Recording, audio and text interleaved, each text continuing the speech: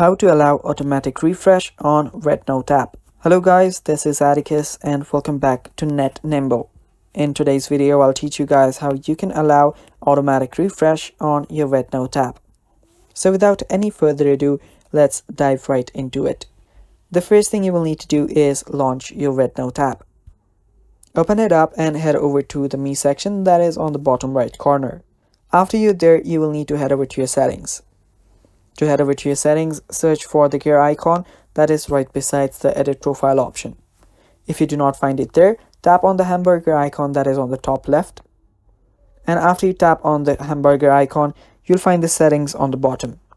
Tap on settings and now you're on the settings page. Head over to general, and after you're on the general settings, you will see the function section right here, and there you should find allow automatic refresh option. Now to allow automatic refresh, you'll simply need to toggle the button on. And that is basically it. That is how you can allow automatic refresh on your REDnote app. And that is all for the video guys. Do not forget to hit the like button and bye bye. Take care.